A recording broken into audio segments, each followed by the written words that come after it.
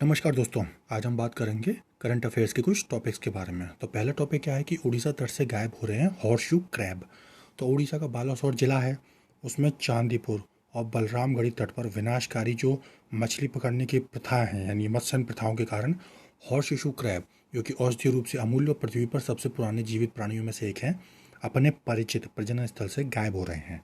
भारत में horseshoe crab की दो प्रजातियां हैं, तटीय हॉर्सशू क्रैब जिसको टेजिप्लस गेगास कहते हैं, और मैनग्रोव हॉर्सशू क्रैब जिसे कार्सिनो स्कॉर्पियस रोटू टिकाउडा कहते हैं। साथ ही इनकी सघनता ओडिशा में पाई जाती है। ये दोनों प्रजातियां अभी IUCN की रेड लिस्ट में सूचीबद्ध नहीं हैं, लेकिन वन्यजीव संरक्षण अधिनियम 1972 की अनुसूची 4 का हिस्सा हैं। हॉर्सशू क्रैब का जो खून है वो तेजी से नैदानिक अभिकर्मक तैयार करने हेतु बहुत महत्वपूर्ण है।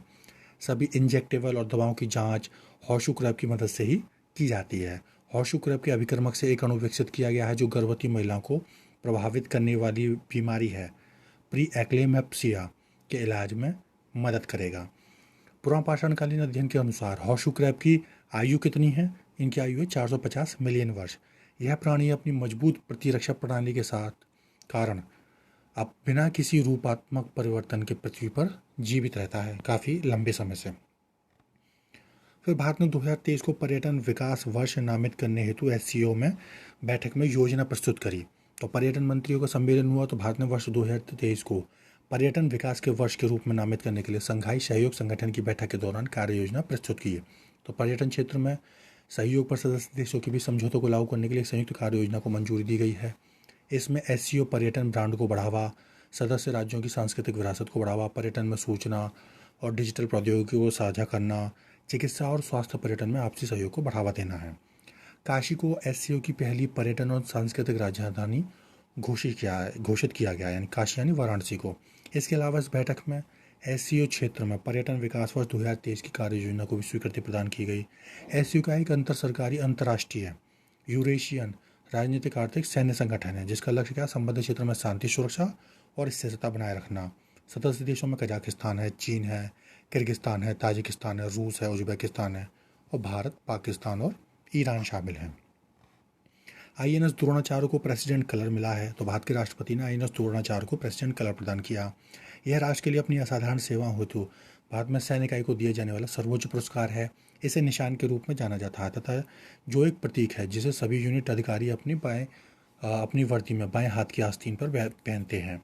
तीनों रक्षा बलों में से पहला किसको मिला था? भारतीय नौसेना को वर्ष 1951 में राजेंद्र प्रसाद द्वारा प्रेसिडेंट कलर से सम्मानित होने वाली पहली भारतीय सशस्त्र सेना थी भारतीय नौसेना। भारत के साथ साथ कई राष्ट्रमंडल देशों में कलर की जो परंपरा है वो ब्रिटिश सेना से ली गई है। परंपरागत रूप से कलर मानक, गाइडन, कलर और बैनर से जुड़े 4 प्रकार के प्रतीक रहे हैं। भारतीय नौसेना का INS द्रोणाचार्य क्या है? कोच्चि केरल में स्थित एक प्रतिष्ठित गनरी स्कूल है। यह छोटे हथियारों, मिसाइलों, तोपखानों और रक्षात्मक उपायों जैसे विभिन्न क्षेत्रों में प्रशिक्षण अधिकारियों और रेटिंग के लिए जिम्मेदार हैं। फिर है आउटरीच योजना जिसका नाम है अनुसंधान, शिक्षा और प्रशिक्षण आउटरीच। क्षमता निर्माण के लिए पृथ्वी विज्ञान मंत्रालय द्वारा रीच आउट नामक एक जो है अम्ब्रेला स्कीम कार्यान्वित की जा रही है। इसमें उपयोजनाएं हैं जैसे पृथ्वी प्रणाली विज्ञान में अनुसंधान और विकास, ऑपरेशनल ओशनोग्राफी के लिए अंतर्राष्ट्रीय प्रशिक्षण केंद्र, पृथ्वी प्रणाली विज्ञान में कुशल जनशक्ति के विकास के लिए कार्यक्रम जिसका शॉर्ट फॉर्म है डेस्क। यह योजना पूरे देश में लागू की जा रही है, न कि संघ राज्य क्षेत्र या फिर किसी राज्य में। इन उपयोजनाओं के मुख्य उद्देश्य क्या है? पृथ्वी प्रणाली विज्ञान के विभिन्न घटकों के प्रमुख क्षेत्र में अनुसंधान और विकास गतिविधियों का समर्थन करना जो कि विषय और आवश्यकता पर आधारित हैं, जो ministry of earth and science के स्थापित राष्ट्रीय लक्ष्यों को प्राप्त करने में मदद करेंगे। पृथ्वी विज्ञान में विज्ञान और प्रौद्योगिकी में उन्नत ज्ञान के पारस्परिक हस्तांतरण और विकासशील देशों को सेवा प्रदान करने के लिए अंतर्राष्ट्रीय जो संगठन है उनके साथ उपयोगी सहयोग विकसित करना। देश और विदेश में शैक्षणिक संस्थानों के सहयोग से पृथ्वी विज्ञान में कुशल और प्रशिक्षित जनशक्ति विकसित करना होगा। तो ये थे आज के विषय। आप सभी का धन्यवाद।